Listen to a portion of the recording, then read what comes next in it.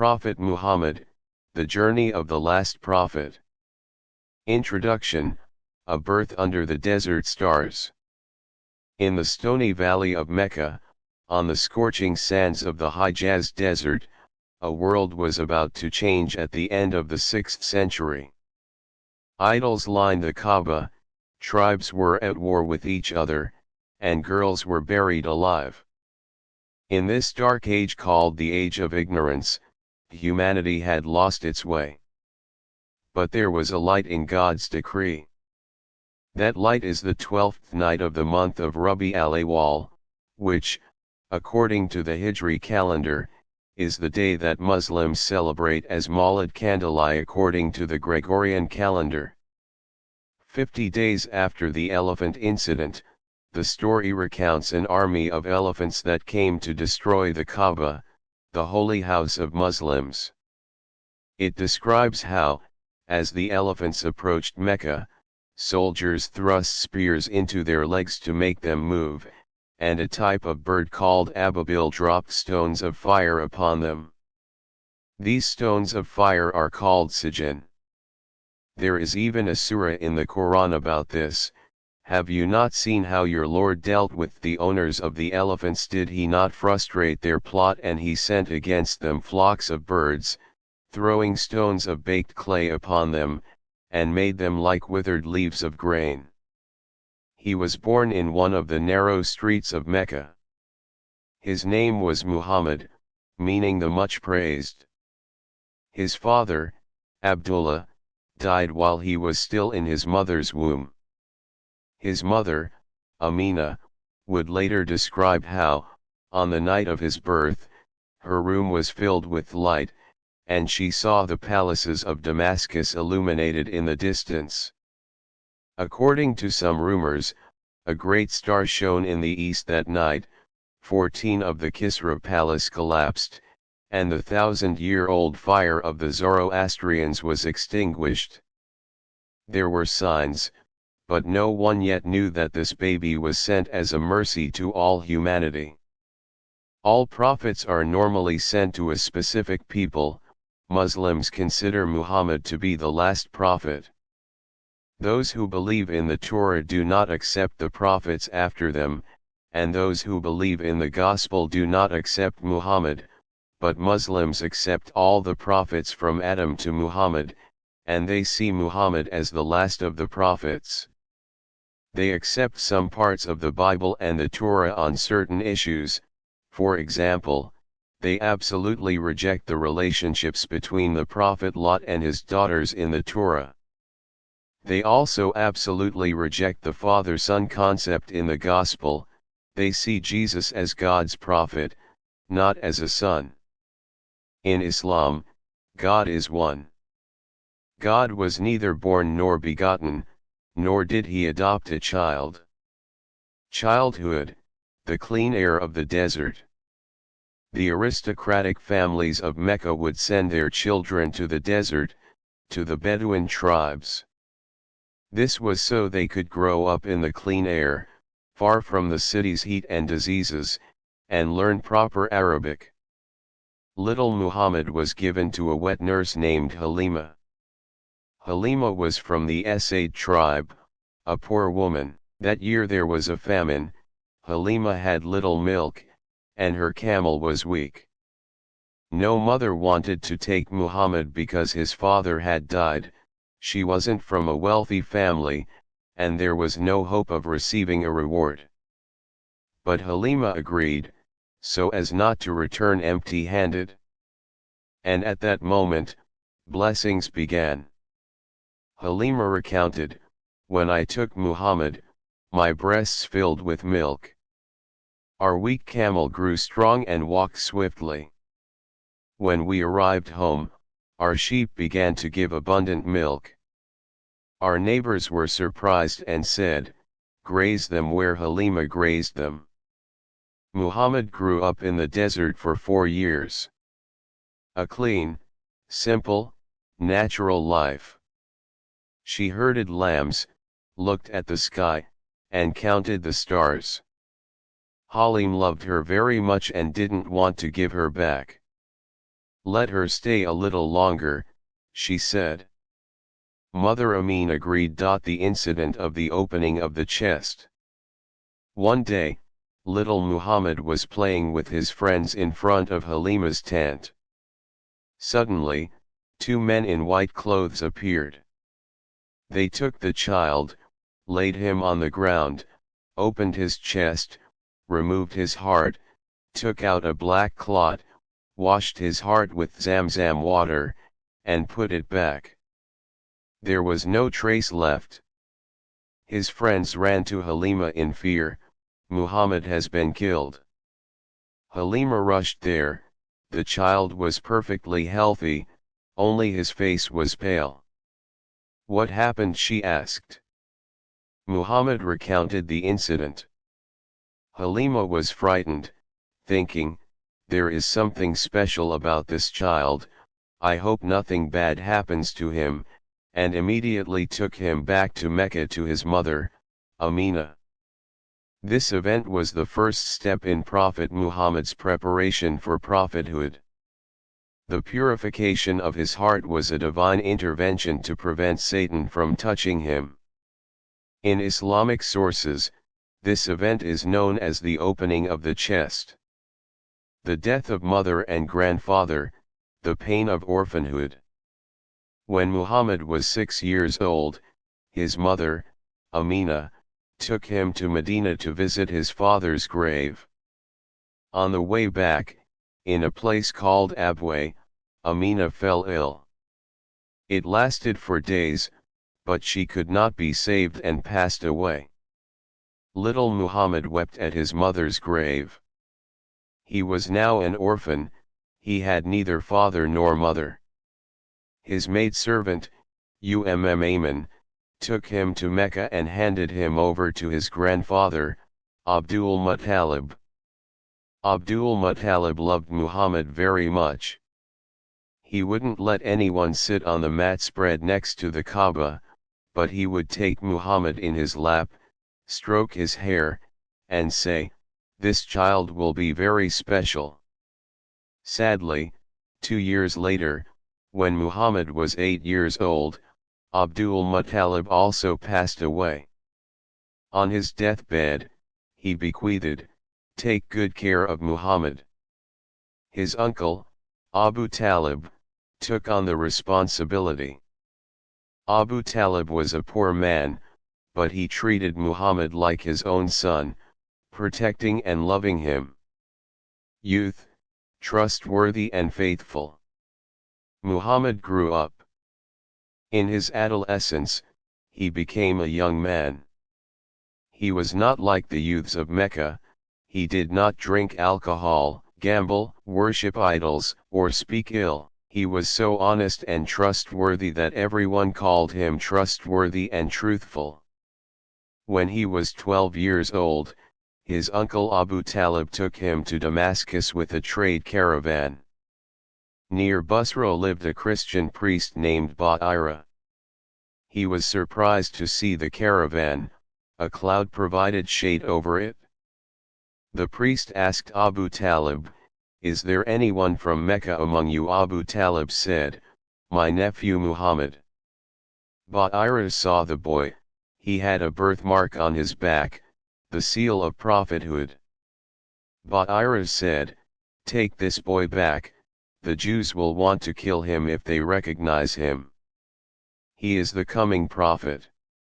Abu Talib was afraid and immediately sent Muhammad to Mecca. Trade and Khadija. When Muhammad was around 20 years old, he started trading. He was an honest, just, and trustworthy merchant. There was a wealthy, widowed woman in her 40s named Khadija. She had trade caravans, but she needed someone she could trust. Muhammad's reputation had reached her ears, people said he was trustworthy. Khadija offered Muhammad, "Take my goods to Damascus, sell them, and you will be a partner in the profits." Muhammad accepted. He set off with his slave, Maysara. He was very successful in Damascus, bringing in twice the normal profit. On his return, Masarat told Khadija, "Khadija, this man is very different." A cloud provided shade along the way, and a priest told him, "This is a prophet. He never wronged anyone, never lied." Khadija was impressed. She admired Muhammad's morals and honesty. In fact, she wanted to propose marriage, but how her friend Nafisa acted as an intermediary. She asked Muhammad, "Why don't you get married?" Muhammad said, "I have no money." Nafis asked, "What if she were a rich, beautiful, noble woman?" Muhammad asked, who Nafis replied, "Khadija." Muhammad was surprised but agreed. His uncle Abu Talib and other relatives went to Khadija's family and proposed. Khadija's uncle and father agreed. 20 young camels were set as the wedding gift. The marriage took place. Muhammad was 25, and Khadija was 40. The marriage was very happy. Khadija became Muhammad's greatest supporter, confidant, and lover. Together they had 4 daughters and 2 sons, Qasim, Abdullah who died early, Zainab, Ruqayya, Kulthum, and Fatima. The Cave of Hira, years of contemplation. When Muhammad reached his 30s, he felt a restlessness within him. The idolatry, immorality, and oppression of Mecca disturbed him. He thought, "These things cannot be right." There were 360 idols in the Kaaba, Lat, Uwa, Manat. People worshipped them, but Muhammad knew that stones and trees were not worthy of worship. There was a small cave on Mount Hira, 2 hours outside Mecca. Muhammad began to retreat there. He would stay there for days, weeks, even months. Khadija would bring him food. Muhammad would think, contemplate, who created this universe? How did this order come about? What is the meaning of life? He would especially retreat to the cave during Ramadan. He would fast, pray, and gaze at the stars. There was an expectation, a hope within him. It was as if something was going to happen, but what? The first revelation, read. Muhammad was 40 years old. On the 27th night of Ramadan, the night of power Laylat al-Qadr, he was alone in the cave of Hira. The night was silent, only the sound of the wind. Muhammad was lost in thought. Suddenly, the cave filled with light.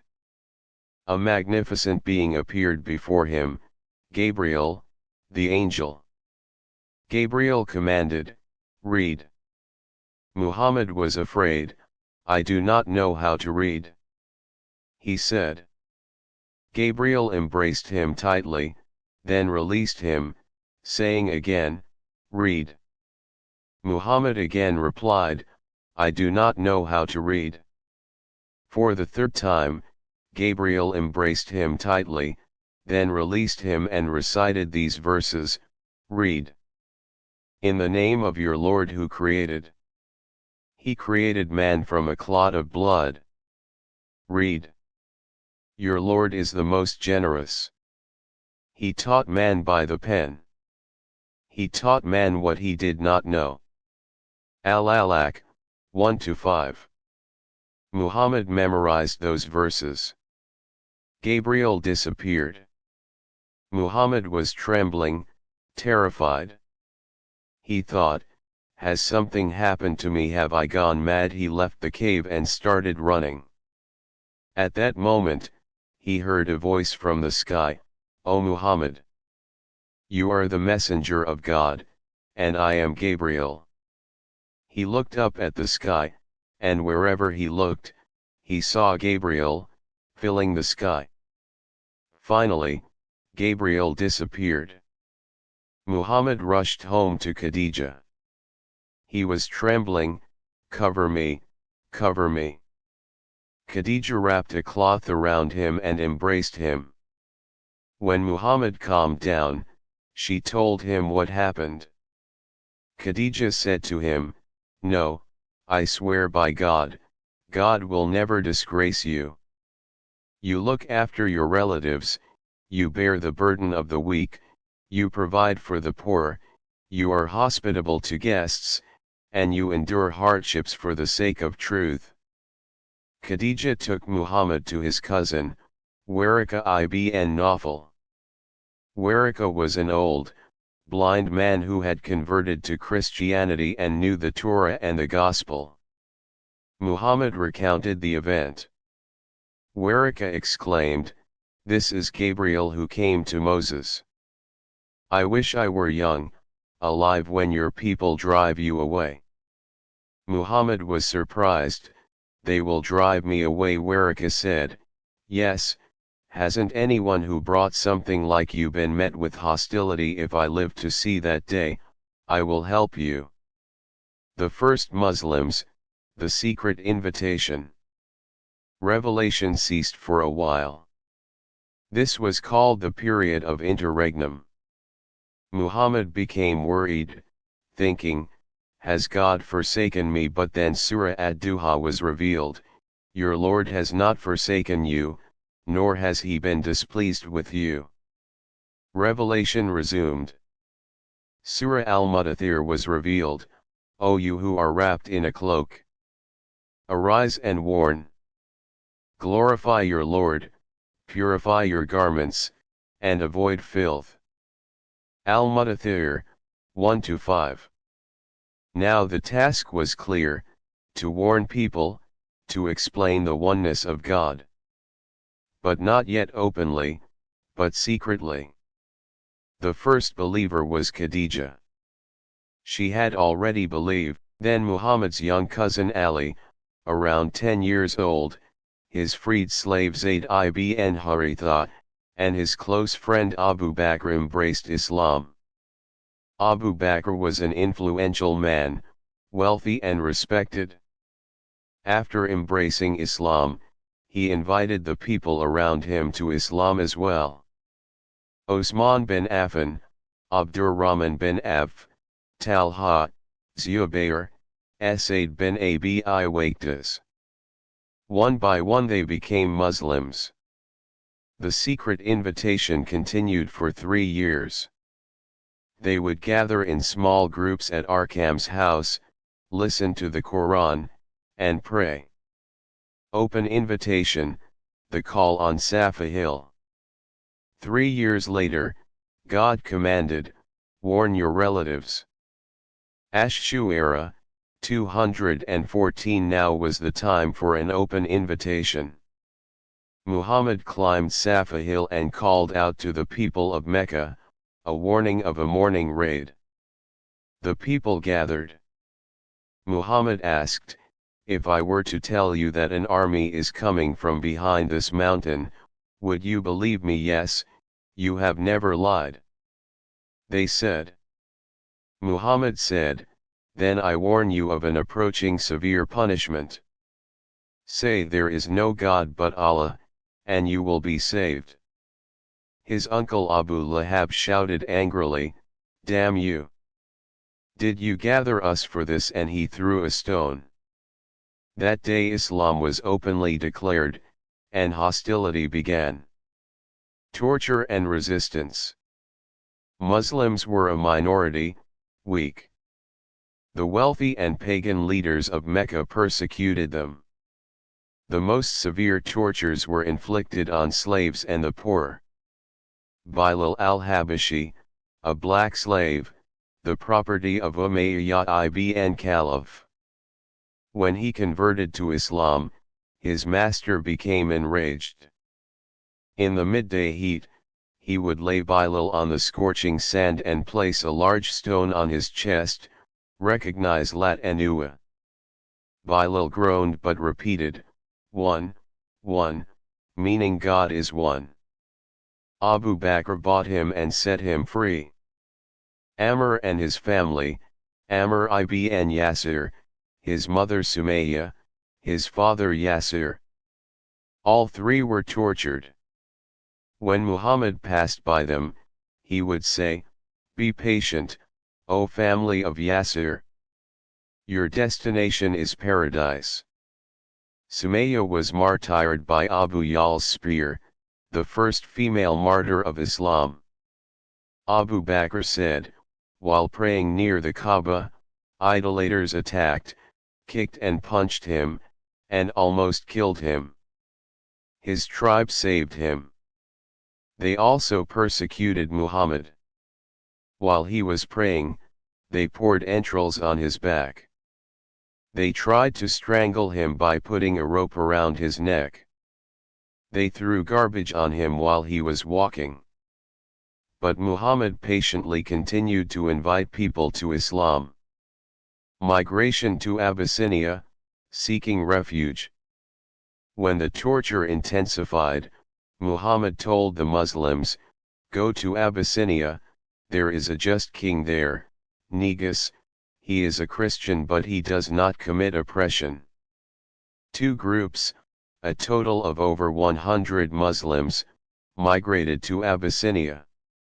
Osman and Ruqayya, Ja'far ibn Abu Talib, Muhammad's cousin, and others. The Prophet Muhammad first sent Amr ibn Umayyah to Ashama, the Negus of Abyssinia, giving him the following letter, "In the name of God." From Muhammad, the messenger of God, to Negus, the king of Abyssinia. O king, I wish for you to become a Muslim. On your behalf, I praise and glorify God, who is the King, the Holy, the Peace, the Believer, the Guardian. With his names, there is no God but God.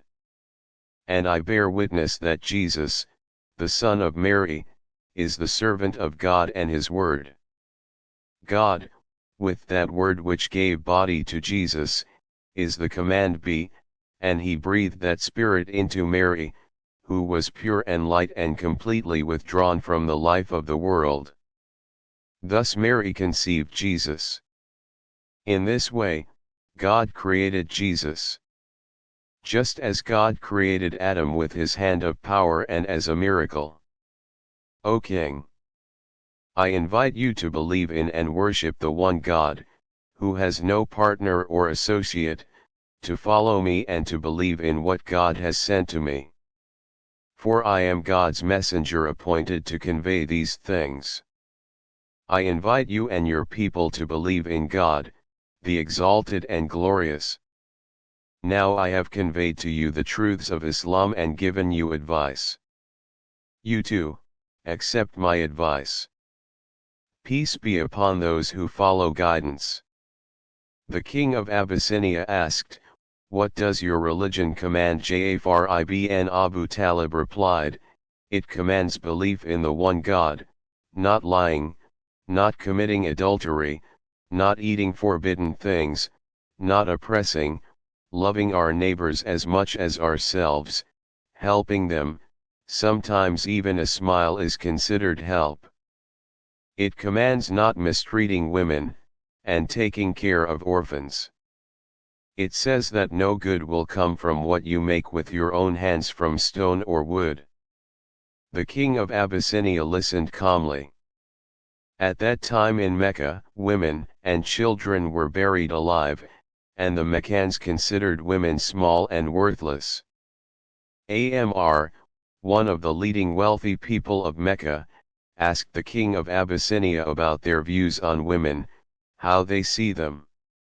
Upon this, Ja'far ibn Abu Talib said, "God created woman to be equal to man, she is different from man but equal to him, not a slave."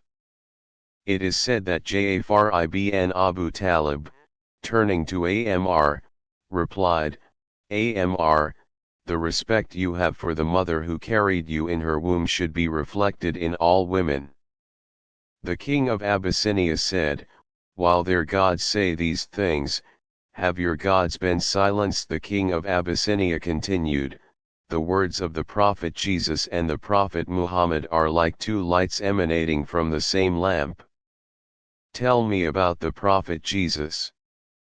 Ja'far ibn Abu Talib said, God instilled his Holy Spirit into the womb of a virgin named Mary, and she gave birth to Jesus, the Prophet of God. Let me tell you the parts mentioned in the Quran. I begin by saying, there is no God but God, and mention Mary in the book. She withdrew from her family to a place in the east, and she drew a veil to hide herself from people. We sent Gabriel, and he appeared to her as a complete human being. Mary said, I ask you, O most merciful, for I seek refuge in God. If you are one who fears God, do not touch me. The Almighty God has spoken the truth. Negus respectfully received the letter from the Prophet Muhammad, touched it to his eyes, kissed it, and placed it on his head. Then he had his men read it aloud. After the reading was complete, he descended from his throne and sat humbly on the ground. Then he declared his conversion to Islam by reciting the Shahada declaration of faith. He said, if it were possible for me to go to him, I would certainly go. Then he added, he is the unlettered prophet whose coming the people of the book, the Jews and Christians, have been awaiting. Just as the prophet Moses foretold the coming of the prophet Jesus by saying he will ride a donkey, the prophet Jesus foretold the coming of the prophet Muhammad by saying he will ride a camel. I wish I could be a servant of Muhammad the Arab instead of this kingdom. That servitude is far superior to this kingdom.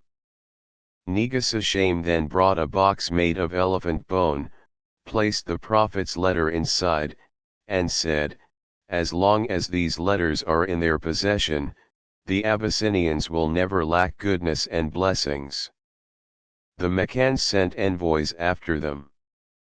Amr bin As' request to Negus. Amr bin As, a statesman of the Quraysh, was in Abyssinia at that time. He saw Amr bin Umayyah entering and leaving Negus's presence. He was very angry about this and even planned to eliminate Amr if he found an opportunity. With this intention, he went to Negus's presence one day and said, O ruler, I see someone entering and leaving your presence who is an envoy of a man who is our enemy. Hand him over to me so that I may kill him. This offer greatly angered and enraged Negus. He struck Amr's nose with the back of his hand, a powerful blow. At that moment, Amr thought his nose was broken. Then, the Negus angrily said, you want me to hand over to you the messenger of the one to whom Gabriel brought revelation to the prophet Moses, so that you may kill him, is that right? Amr said, O ruler, is he really a prophet? The Negus replied, woe to you, Amr. Listen to my words and obey him immediately. For I swear that he is on the truth and will defeat those who oppose him, just as the prophet Moses triumphed over Pharaoh and his army. Now, the time had come for Amr to be guided. He offered the Negus, will you accept my pledge of allegiance to him in the name of Islam? Negus accepted the offer. Ja'far, in the name of the Prophet Muhammad, pledged allegiance to Negus, embracing Islam. However, he kept this conversion secret from his companions. The Meccans gave Negus gifts, saying, return these fugitives. Negus listened to the Muslims. Ja'far spoke, in our time of ignorance, we worshipped idols, ate dead animals, committed adultery, and killed relatives. Then God sent a prophet from among us, teaching us the oneness of God and commanding us to uphold truth and goodness. Then he recited a few verses from Surah Maryam. Negus wept, "This book and the book revealed to Moses come from the same source, there is no difference between you and us." He did not return the Muslims, sending the Meccans away empty-handed. He told the group who had embraced Islam that they could stay in his lands whenever they wished. Powerful figures who became Muslims, Hamza and Omar. In the 6th year, two powerful men became Muslims. Hamza ibn Abdul Muttalib, Muhammad's uncle, the strongest wrestler in Mecca, a famous hunter. One day he heard that Abu Yal had insulted Muhammad and thrown stones at him. Angrily, he went to the Kaaba and struck Abu Yal on the head with his bow. "Are you insulting my nephew? I am also of his religion." That day he became a Muslim. Hamza's sword added strength to Islam. Omar ibn al-Khattab, harsh, strong, one of the leaders of the idolaters. He hated the Muslims. One day he girded on his sword and said, "I will go and kill Muhammad." On the way, someone said, "First look at your own house, your sister and brother-in-law have become Muslims." Omar angrily went to his sister Fatima's house. The Quran was being recited inside, Surah Taha. Omar knocked on the door, the Quran was hidden. He opened the door, what was being recited he asked, then attacked his brother-in-law said Benzid, his sister intervened, and his face was covered in blood. Omar softened and said, "What was being recited?" Fatima said, "You are in a filthy state, wash yourself first." Omar performed ablution, unknowingly at the time, and then read the page, "We have not sent down the Quran to you that you should suffer torment. It is an admonition for whoever fears God." Taha, 2-3. Omar's heart trembled. He asked, "Where is Muhammad?" He went and knocked on the door. When the Muslims saw Omar, they were frightened. Hamza said, "Let him come in, but if he has evil intentions, I will break his neck." Omar said, "There is no God but God." The Muslims rejoiced so much that they shouted, "God is one." And the sound echoed throughout Mecca. Omar's conversion to Islam was a major turning point. The first open prayer at the Kaaba. After Umar became a Muslim, he said to Muhammad, "O chosen one, aren't we on the right path?" "Yes." "Then why are we hiding? Let's worship openly." Muhammad agreed. They formed two rows, one with Hamza and the other with Umar. They went to the Kaaba, performed the circumambulation openly, and prayed. The idolaters were surprised and did not dare to attack. Islam was now stronger. The year of sorrow, losses. The 10th year of prophethood was very sorrowful.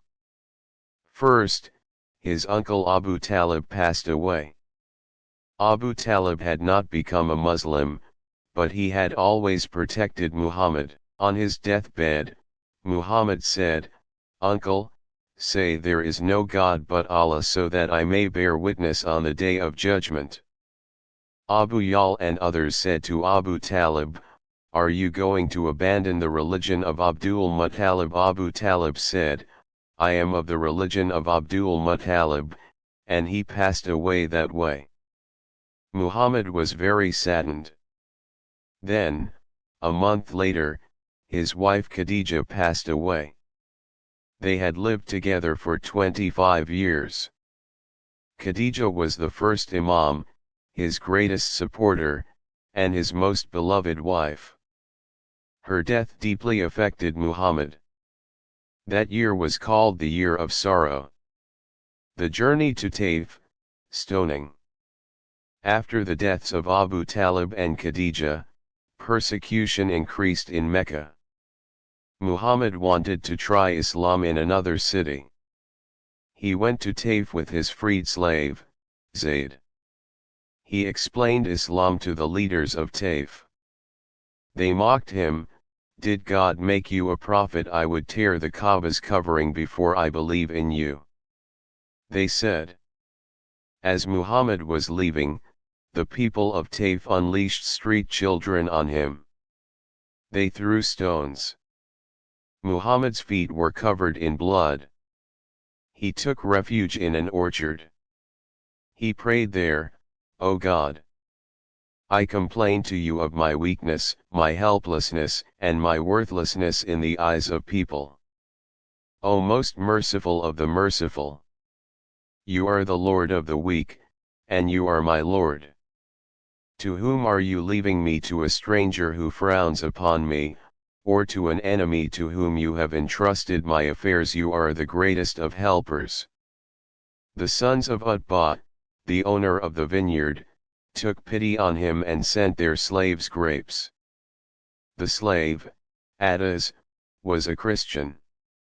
Muhammad said, "Where are you from?" "From Nineveh." "From the city of Jonah." "He is my brother, he was a prophet, and I am a prophet."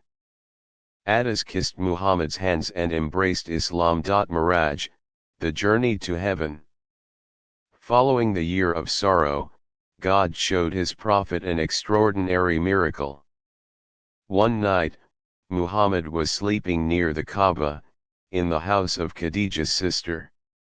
Gabriel came and said, "Get up." He brought a mount called Buraq, a cross between a horse and a donkey. Muhammad mounted it and went to Jerusalem with Gabriel. This journey is called the night journey. The Surah Isra in the Quran begins, "Exalted is God who took his servant by night from the sacred mosque to the Al-Aqsa mosque." In Jerusalem, all the prophets gathered in the Al-Aqsa mosque: Adam, Noah, Abraham, Moses, Jesus. Muhammad led them in prayer, becoming their imam. Then Gabriel said, "Go up." The journey continued, towards the heavens. This part is called Miraj. They passed through the 7 heavens. In each heaven, he encountered different prophets. In the first heaven, Adam. In the second heaven, Jesus and John. In the third heaven, Joseph. In the fourth heaven, Idris. In the fifth heaven, Aaron. In the sixth heaven, Moses. In the seventh heaven, Abraham. He greeted each of them. Then there was the tree in paradise. Gabriel could not go any further. "If I go 1 finger's width further, I will burn," he said. Muhammad proceeded alone and reached the presence of God. It is narrated that prayer was made obligatory there, initially 50 times a day. It was reduced to 5 at Moses' suggestion. It was morning. Muhammad recounted the event. Most did not believe, mocking, "Going to Jerusalem and back in one night, the caravan takes a month." Abu Yal asked, "What is the Al-Aqsa mosque like?" Muhammad could not describe it because he had never seen it before, but God showed him a vision and described it. Yet most denied it. Some Muslims with weak faith apostatized. But Abu Bakr immediately believed. When they told him, "Your friend says so," he said, "If he says so, it is true. We believe in him." Even more distant reports. From that day on, Abu Bakr was called the one who confirms much. The pledges of Aqaba, the invitation of Medina. The situation in Mecca was difficult. But hope came from the north. At that time, some tribes from the city of Yathrib came to Mecca for pilgrimage. Muhammad met with them at a place called Aqaba. The first pledge of Aqaba 620, 12 people came. They accepted Islam and pledged, "We will not worship idols, we will not steal, we will not commit adultery, we will not lie, we will not oppose good deeds." Muhammad sent Musab ibn Umayr as their teacher. The second pledge of Aqaba 621, the following year, 75 people came, including 2 women. They met secretly at Aqaba at night. Muhammad explained Islam. They said, "O Messenger of God, our city is divided, and the tribes are hostile to one another. Perhaps God will unite us through you. Come, we will protect you."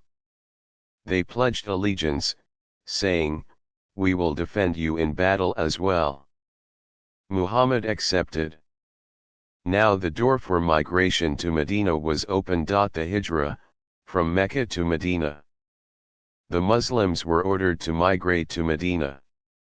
They migrated secretly in groups. They left their homes and possessions behind, taking only their faith with them. The Meccans noticed but could not stop them. In the end, only Muhammad, Abu Bakr, and Ali remained. The Quraysh leaders gathered and decided, "Let's kill Muhammad. Let's choose a young man from each tribe, they will all attack together, his blood will spread to all the tribes, and revenge will not be possible." Satan, in the guise of an old man, approved this plan. At night, they surrounded Muhammad's house. But Muhammad had received news from Gabriel. He told Ali, "Lie in my bed, cover yourself with the green cloth, do not be afraid, no harm will come to you." Ali lay down. Muhammad went outside, with a handful of earth in his hand. He passed through those surrounding him, reciting verses from the Quran, and no one could see him. He sprinkled earth on their heads, they have veils over their faces, so they do not see. Yasin, 9. He went to Abu Bakr's house. They hid together in the cave of Thor. When the Quraysh found Ali in the morning, they became angry and pursued them. They followed their tracks and came to the cave. They stopped at the entrance of the cave. Abu Bakr whispered, "O chosen one, if anyone looks inside the cave, they will see us." Muhammad calmly said, "Do not worry, God is with us." At-Tawbah, 40. God showed a miracle. A spider quickly spun a web at the mouth of the cave, 2 pigeons built a nest and laid eggs. The Quraysh said, "No one has entered here, the web is not new," and turned back. They stayed in the cave for 3 days. Asma, the daughter of Abu Bakr, brought food. Then they set off. When Prophet Muhammad and Abu Bakr were fleeing from Mecca to Medina, a reward of 100 camels was placed on their heads. Suraka bin Malik, one of the most skilled trackers of the time, pursued them to win the reward. The miraculous obstacle, just as Suraka approached them, his horse's legs sank into the sand. When he freed his horse and attacked again, it sank again. Suraka understood that this was not a normal occurrence, but divine protection. The seemingly impossible prophecy. When Suraka sought safety, Prophet Muhammad said to him those famous words, "O Suraka, what will your state be on the day you wear the bracelets of Kisra, the Persian emperor?" When these words were spoken, Prophet Muhammad was in the situation of a muhajir emigrant trying to save his own life. The power he faced was the great Sasanian Empire, the superpower of that era.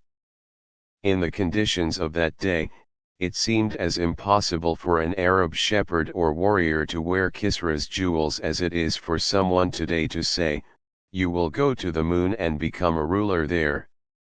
Arrival in Medina, joy and brotherhood.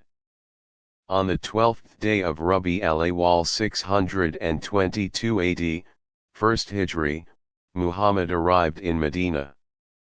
The city had turned into a festive place. Children were singing in the streets, "The full moon has risen upon us." Everyone was inviting him to their homes, but Muhammad said, "I will stay wherever my camel kneels down."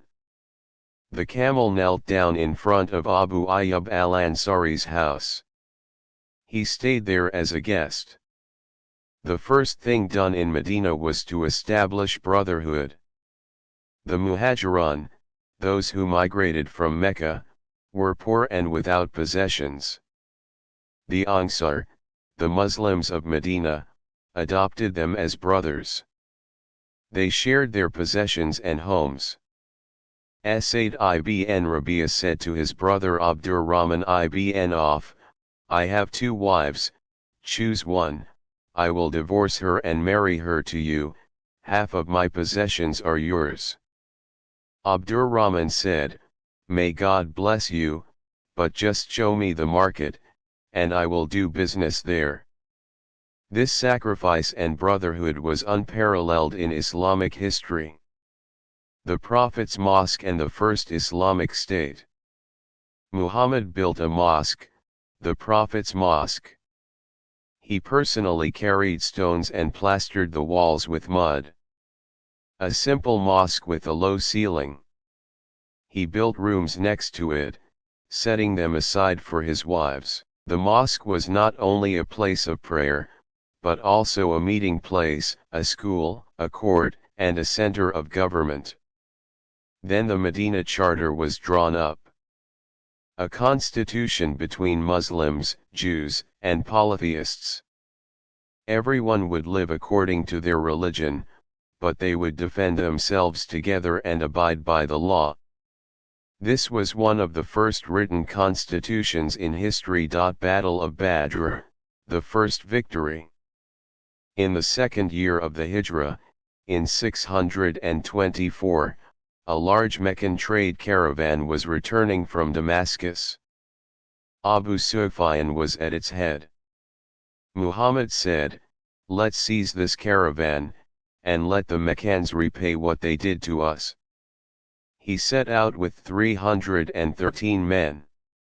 Abu Sufyan escaped the caravan by another route but sent word to Mecca, "Help." The Quraysh gathered an army of 1,000 men and came to the battle. They met near the wells of Badr. The Muslims were few, unarmed, and inexperienced. Muhammad prayed, "My God, if this community is destroyed, there will be no one left on earth to worship you." The battle began. First, they fought one-on-one, Ali, Hamza, Ubadah against Shayba, Utbah, Walid. The Muslims were victorious. Then came the general battle. Angels came to their aid. In the Quran, Surah Al-Anfal, "And when your Lord said to you, I am helping you with 1,000 angels following one another." Al-Anfal, 9. The Muslims achieved victory. The greatest leaders of the Quraysh were killed: Abu Yal, Umayyah ibn Khalaf, Utbah. 70 polytheists were killed, 70 were taken prisoner. 14 Muslims were martyred. After the victory, Muhammad treated the prisoners well. He released them for ransom. Those who could read and write were freed if they taught 10 children from Medina. This was a way of paying a price for the spread of Islam and as punishment.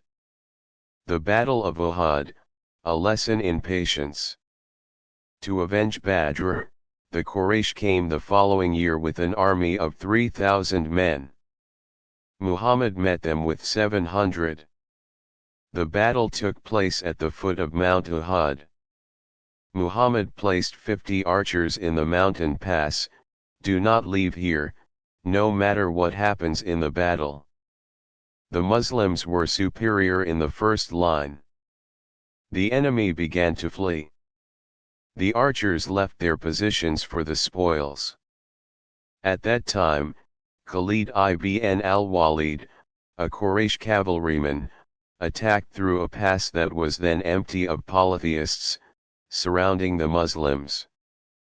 The battle turned around. 70 Muslims were martyred. Muhammad's uncle, Hamza, was martyred. A slave named Washi killed him with a spear. Muhammad's tooth was broken, and his face was wounded. He grieved, saying, "How can a people who kill their prophet be saved?" At that moment, the verse was revealed, "You have no say in this matter." Al-Imran, 128. Uhud was a defeat, but it taught great lessons: discipline, obedience, patience. The Muslims were punished for not obeying the command. But God did not abandon them, giving them comfort in the following verses. The Battle of the Trench, Deceptive Strategy.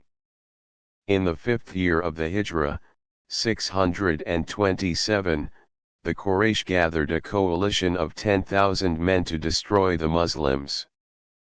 The Jews, the Ghatafan tribe, the Sulaim tribe, all united against the people of Medina. The Muslims numbered 3,000. How were they going to defend the city at that moment? An Iranian Muslim suggested, "We will dig a trench around the city, the Persian way."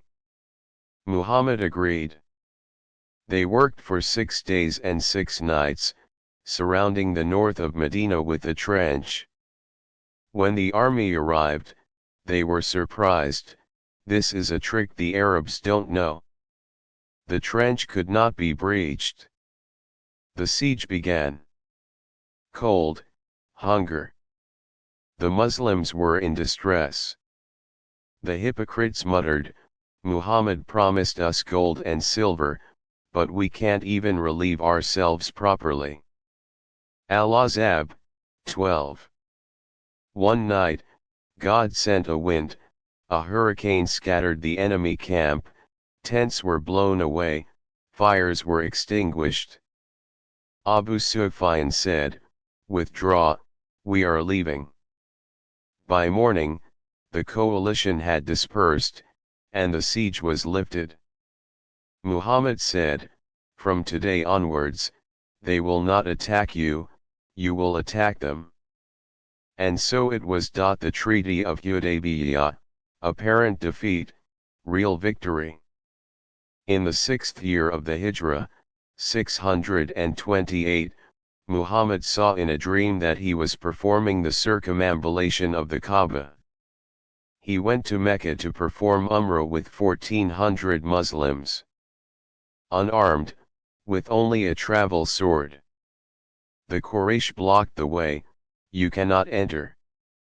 They set up camp at a place called Hudaybiyah. Negotiations began. Suhail ibn Amr from the Quraysh came.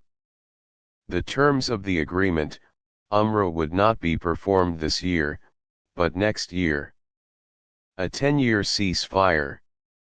Muslims who fled from Mecca to Medina would be returned, but those who fled from Medina to Mecca would not be returned. Tribes could make agreements with the Quraysh or Muhammad. The Muslims were angered, "These are unjust terms." Umar said, "O chosen one, are we not on the right path? Why are we submitting?" Muhammad said, "I am the messenger of God, I will not disobey him." The agreement was written. Suhail said, "We won't write Muhammad, the messenger of God, just write Muhammad ibn Abdullah." Ali didn't want to write that. Muhammad himself erased the messenger of God and wrote Muhammad ibn Abdullah.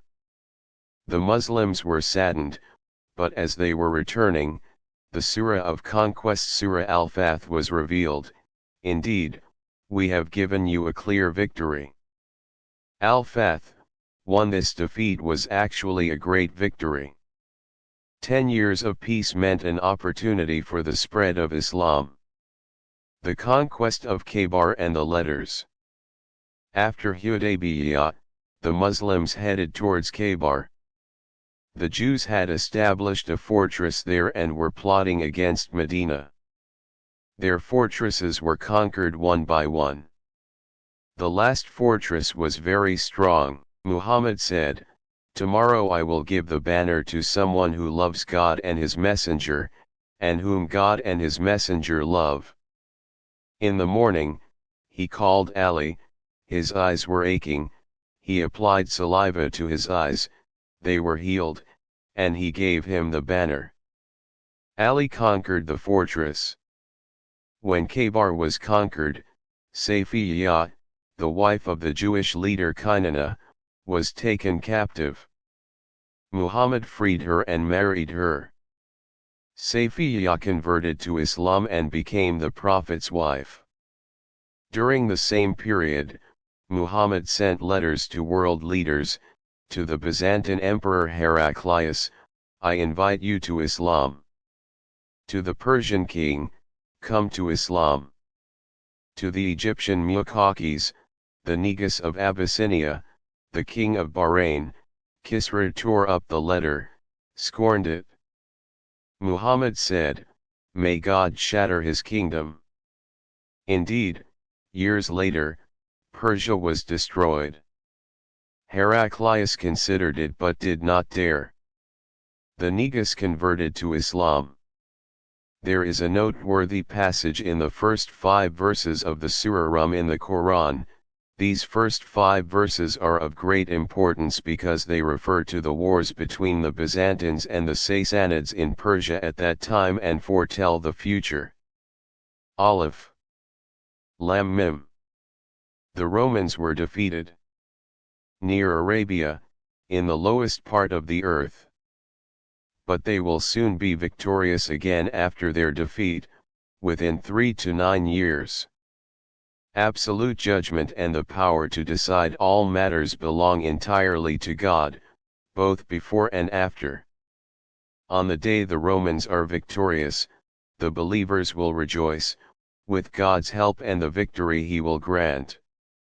He helps whom He wills and grants them victory.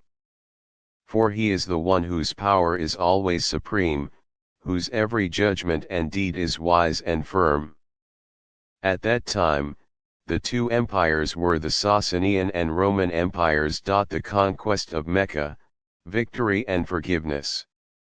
In 630, the 8th year after the Treaty of Hudaybiyah, the Banu Bakr, allies of the Quraysh, attacked the Huza'a tribe, allies of the Muslims. The treaty was broken. Muhammad marched on Mecca with an army of 10,000 men. As night approached, he ordered each soldier to light a fire. 10,000 fires illuminated the mountains. Abu Sufyan, the leader of the Quraysh, was on a reconnaissance mission. He saw it and was frightened. Muhammad's uncle, Abbas, brought Abu Sufyan. Muhammad said, "Have you not yet understood that God is one?" Abu Sufyan said that God is one and became a Muslim. Muhammad said, "Whoever guards the door of the Kaaba, that place is safe. Abu Sufyan's house is safe, whoever enters his house is safe." The army entered Mecca from 4 directions. No blood was shed, only a small resistance occurred in the arm of Khalid ibn al-Walid. A few people were killed. Muhammad entered the Kaaba. There were 360 idols. He touched each of them with his staff and said, "Truth has come, falsehood has vanished." Indeed, falsehood is doomed to vanish. Isra 81. The idols were destroyed. Then he addressed the people at the gate of the Kaaba. The Meccans trembled. What will he do to us? We tortured, expelled, and fought him for years. Muhammad asked, what do you think I will do to you? They said, you are a noble brother, the son of a noble brother. Muhammad said, today there is no condemnation for you. Go, you are all free. This amnesty was unprecedented in history. He had returned to Mecca, from which he had fled years earlier through torture, persecution, stoning, and beatings. Most of the Meccans became Muslim that day. Abu Sufyan, the woman who chewed on the liver of his uncle Hamza at Uhud, the son of Abu Yal, they were all forgiven and embraced Islam. Hunan and Taif, the last stands. After the conquest of Mecca, the Hawazin and Thaqif tribes gathered an army. A battle took place in the Hunan Valley. The Muslims were surprised by the first attack and began to flee. Muhammad remained on his mule, while Abbas shouted loudly, O people of the Hudaybiyah pledge, return. The Muslims rallied and repelled them. They won the victory. Then they besieged Taif, the city that had stoned Muhammad years earlier. The siege dragged on, and Muhammad retreated. He said, with God's help, God will bring them to Islam next year. Indeed, a year later, the people of Taif came and became Muslims. The Tabuk expedition and the exposure of the hypocrites. In the 9th year of the Hijra, 631, news arrived that Byzantium would attack. Muhammad marched to Tabuk with 30,000 men. The summer heat, the long journey, the difficult conditions. The hypocrites stayed behind, saying, to fight in this heat. The Surah At-Tawbah was revealed. They said, do not go on an expedition in this heat. Say, the fire of hell is hotter. At-Tawbah, 81. Fighting has been ordained for you, though you dislike it. It may be that you dislike something which is good for you, and that you like something which is bad for you. Allah knows, and you do not know. Al-Baqarah 2:216. When they arrived at Tabuk, the Byzantine army had not yet arrived. But the strength of the Muslims was demonstrated. The tribes of the region made a treaty.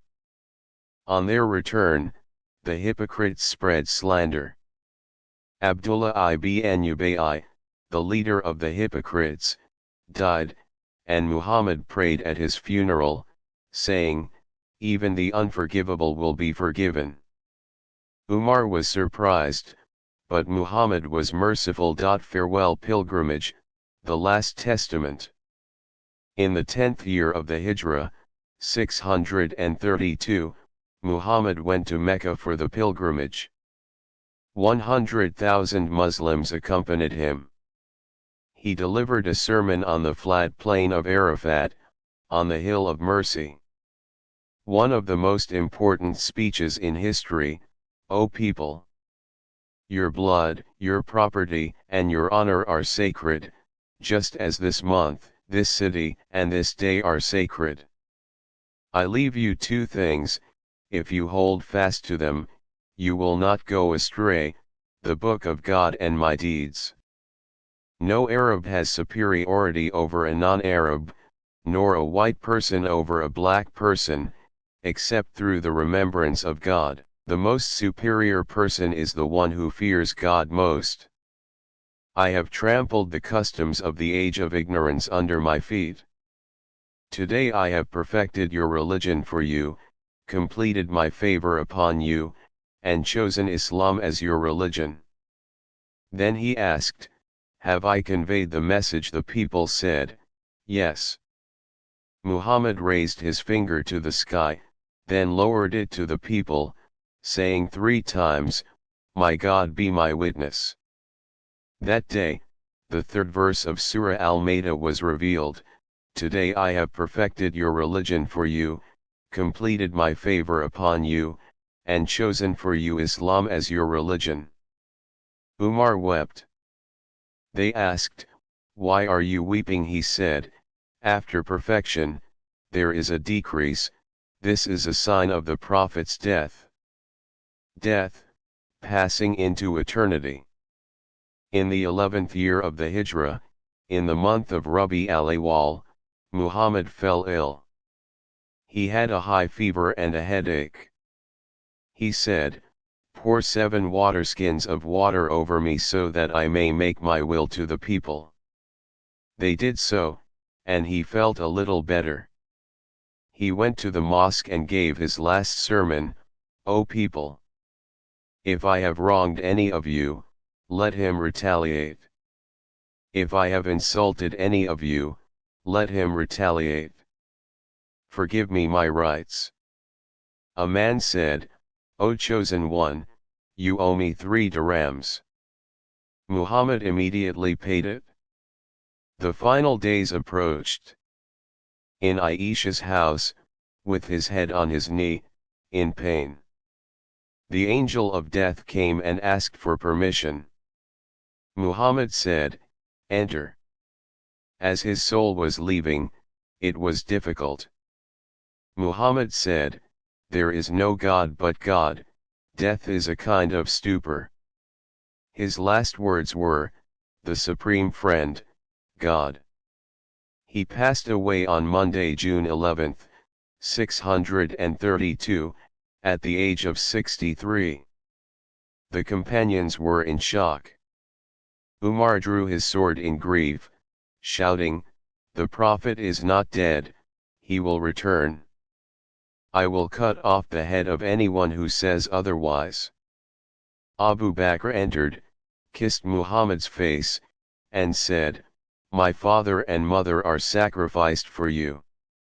You were beautiful in life, and you are beautiful in death. God will not kill you twice." Then he went outside and said to the people, "Whoever worships Muhammad should know that Muhammad is dead. Whoever worships God should know that God is alive and does not die." Then he recited a verse, "Muhammad is only a messenger, messengers have come and gone before him. If he dies or is killed, will you turn back?" Ali Imran, 144. Omar then composed himself and wept.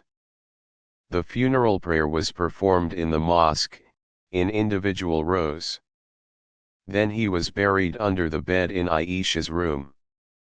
Today, that place is inside the Masjid al-Nabawi, under the Green Dome. He is the only prophet whose grave is known. Legacy, a universal message. The legacy Prophet Muhammad left to the world was not just a religion, but a complete way of life. The Quran was completed through revelations received over 23 years. 114 surahs, over 6,000 verses. A guide in every matter: worship, ethics, law, economics, family, war, peace. The Gospel in the Torah. In the Torah, Deuteronomy 18:18 states, "I will raise up for them a prophet like you from among their brothers, and I will put my words in his mouth." According to Islamic interpretation, this is Prophet Muhammad because he is from the lineage of Ishmael, the son of Abraham, and from the brotherly people of the Israelites, the Jews. The Gospel in the Bible, in John 16:7-8, Jesus says, "I tell you the truth, it is to your advantage that I go away. If I do not go away, the Comforter will not come to you. But if I go away, I will send him to you." According to Islamic interpretation, Comforter in Greek, Parakletos, similar to Parakletos equals praised one, refers to the Prophet Muhammad. In the Quran, in Surah As-Saf 6, and remember when Jesus, son of Mary, said, O children of Israel, I have been sent to you confirming the Torah that came before me and announcing a messenger after me whose name will be Ahmed. Ahmed is another name for Muhammad, meaning the much praised one. Signs that the Quran is a true book.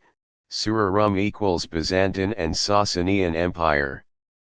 In 614 to 615 AD, the two superpowers of the time, Byzantium and Sasanian Empire, fought, and the Byzantines suffered a heavy defeat.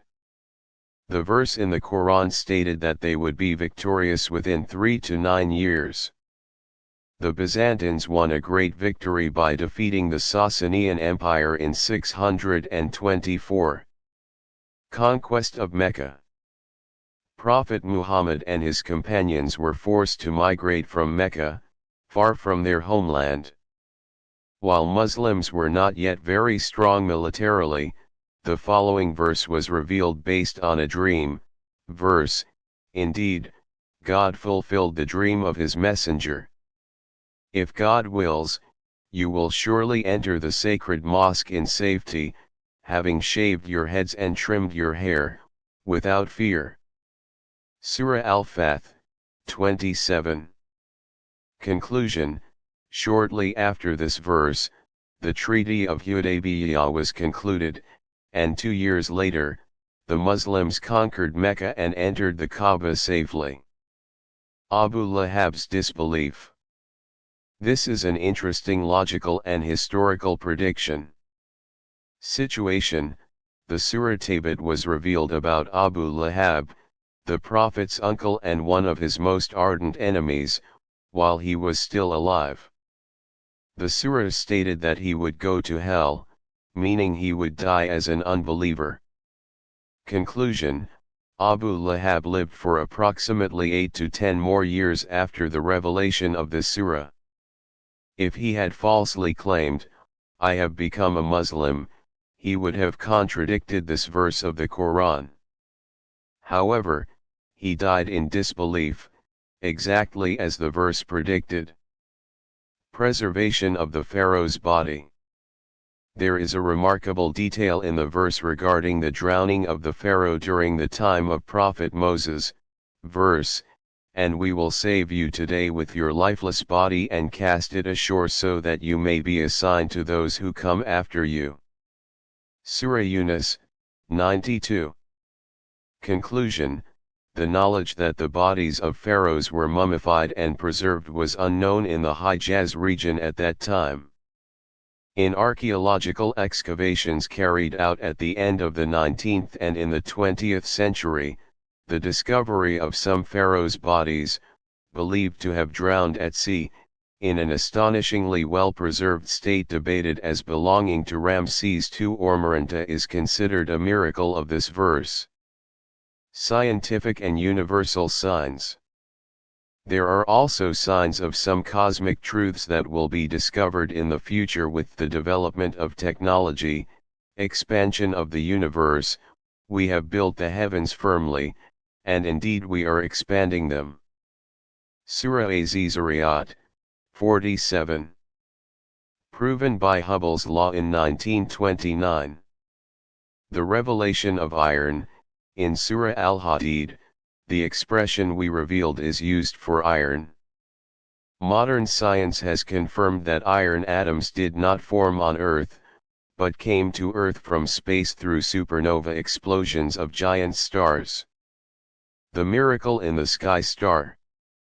By the sky and by Tariq. And what will make you understand what Tariq is? It is the star that pierces the darkness. Tariq, 1-3. The word Tariq comes from the Arabic root trk, that is, in terms of its meaning, Tariq means striker, one who strikes. In 1967, astrophysicists, led by Jocelyn Bell Burnell, discovered regular radio signals coming from space. These signals were so regular that they initially wondered, are they aliens? However, it was later understood that these were neutron stars collapsing after supernova explosions. We can also understand that the Quran is a divine book from the number of contrasting words used. World 115, hereafter 115. Angels 88, devils 88. Heaven 77, hell 77. Life 145, death 145. Goodness 6, evil 6. Hot 4, cold 4. The number of times some words appear directly corresponds to the cycle of that concept in nature. Day appears exactly 365 times in singular form. Number of days in a year. Days appears a total of 30 times in plural and dual forms. Number of days in a month. Month appears exactly 12 times as a word. Number of months in a year. The balances between human behaviors and their responses are also noteworthy. Faith appears 25 times. Disbelief appears 25 times. Say appears 332 times. They said appears 332 times. Balance between command and response. Zakat appears 32 times. Blessing appears 32 times. Accuracy, most of the examples given above, especially the examples of world hereafter and day 365, have been confirmed by Islamic scholars and mathematicians. Controversial points. Some researchers sometimes use very broad or very narrow word roots to achieve the numbers.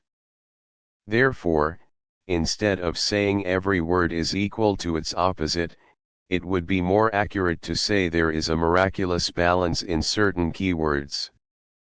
Meaning, Muslims see this numerical harmony as proof that the Quran was not written by a human, and that even the word choices were made with precise precision. Besides this mathematical harmony in the Quran, there are also more complex claims such as the golden ratio or the 19 system. Could a human being do this perfectly, taking these into account, especially a shepherd who says to God's angel, "I don't know how to read"? Final words, mercy and peace. The life of Prophet Muhammad is not just a historical narrative, but a living, breathing example that still exists today. He was born an orphan, but he became a world leader.